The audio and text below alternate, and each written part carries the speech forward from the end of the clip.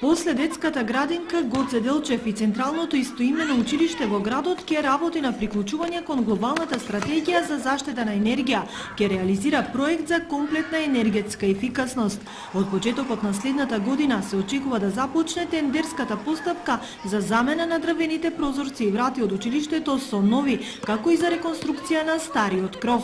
Основното училиште Гоце Делчев од Виница во соработка со Светска банка, а реализација преку Министерството за образование и наука ќе се реализира проектот енергетска ефикасност, со кој во училиштето ќе се заменет поголемиот и останат дел од незаменети прозори и сите влезни врати во училиштето. Од 1 ноември до 1 јануари ќе течат сите прецизни мерања од страна на стручни лица кои ќе утврдат што треба да се направи.